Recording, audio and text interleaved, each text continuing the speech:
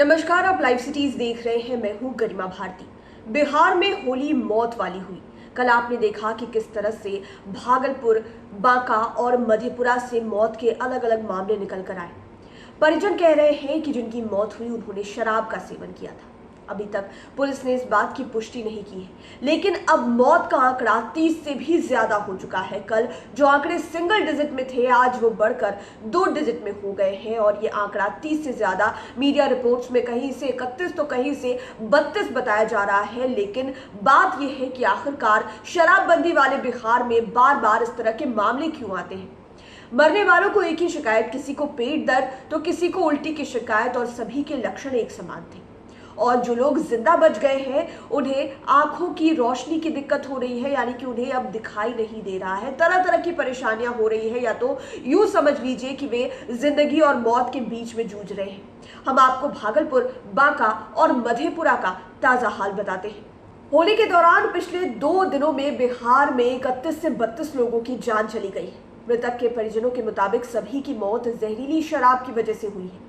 जहरीली शराब के चलते सिर्फ भागलपुर में 17 लोगों की जान चली गई, बांका में 12 ने दम तोड़ा, वहीं मधेपुरा में यह आंकड़ा 3 या फिर 4 हो सकता है। इसकी पुष्टि नहीं हुई है। कई लोग अभी भी अस्पताल में भर्ती हैं। भागलपुर के साहिबगंज मोहल्ले में 4, नारायणपुर में 4, गोराडीह में 3 और कजरैली में 3। इसके अलावे मारूफचक, शाहकुंड और नौगछिया के साहू परबत्ता के बोड़वा गांव में एक की मौत हुई है। मृतक विनोद राय के बेटे चंदन राय का कहना है कि शराब पीने से उसके पिता की मौत हुई। वहीं भागलपुर में अभिषेक का कहना है कि शराब पीने के बाद उसे दिखाई ही नहीं दे रहा है। उसने गांव के ही मिथुन यादव के साथ बैठकर विदेशी शराब पी थी। इसमें मिथुन की तबीयत बिगड़ने के कारण मौत हो गई, जबकि छोटू को अब कुछ भी दिखाई नहीं दे रहा है। यहां तक कि लोगों को सांस लेने में भी परेशानी हो रही है। राजमिस्त्री विनोद राय के बेटे चंदन राय ने बताया कि उसके पिता ने घर में ही देशी शराब पी थी। वहीं अभिषेक और छोटू ने बताया कि मिथुन के साथ विदेशी शराब उसने पी थी। मिथुन की मौत हो गई और उसे कुछ भी दिखाई नहीं दे रहा है। साहिबगंज के मृतक रिटायर आर्मी के जवान संदीप कुमार यादव के परिजनों ने कहा कि सांस लेने में परेशानी के कारण मौत हुई। बांका के अमरपुर थाना क्षेत्र की बात करें तो 6 गांवों में 12 लोगों की मौत हो गई है। साथ ही मधेपुरा में मुरलीगंज प्रखंड में 2 दिन में 3 लोगों की मौत हो गई, जबकि करीब 1 दर्जन लोगों का इलाज चल रहा है। इसमें से 2 लोगों की आंखों की रोशनी चली गई।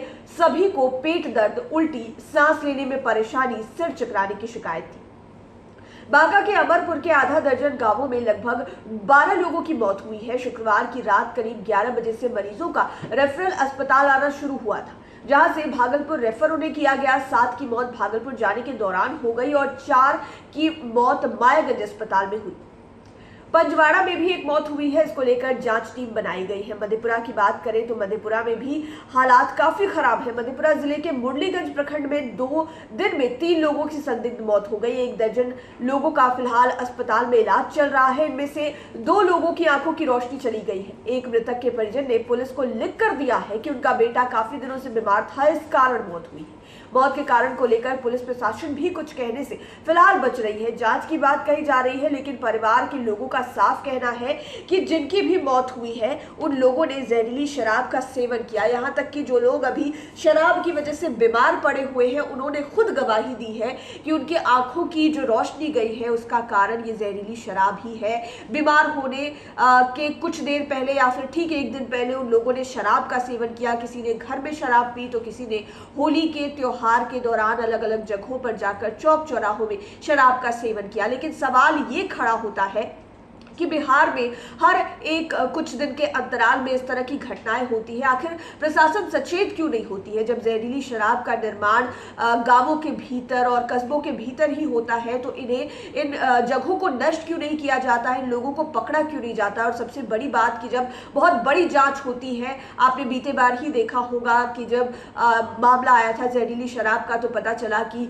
झारखंड से जो है सामान मंगाया जाता है जहरीली शराब बनाने का। तो इन सब चीजों पर रोक क्यों नहीं लगाए जाते, ये एक बहुत बड़ा सवाल है। और शराबबंदी वाले बिहार में अगर इस तरह की ढिलाई बरती जाएगी तो जहरीली शराब की वजह से इसी तरह से मौतें होती रहेंगी और पुलिस असमंजस में ही रह जाएगी कि इसे जहरीली शराब के कारण मौत का कारण बताया जाए या फिर कोई और वजह बताई जाए। फिलहाल इंतजार हो रहा है पोस्टमार्टम रिपोर्ट का। कुछ लोगों की लाशों को तो इस तरह से ही जला दिया गया आनन फानन में आकर, लेकिन अब इंतजार हो रहा है कि जांच रिपोर्ट में क्या कुछ निकल कर आता है, उसके बाद ही पता चल पाएगा कि मुख्य कारण क्या है और अगर जहरीली शराब से ही मौत हुई है। हालांकि सभी लोग ये बात कह रहे हैं, तो ये शराब आई कहां से, इसका निर्माण कहां पर हुआ, ये भी एक बहुत बड़ा सवाल है। लाइव सिटीज के साथ आप बने रहें, हमारे चैनल को सब्सक्राइब करें।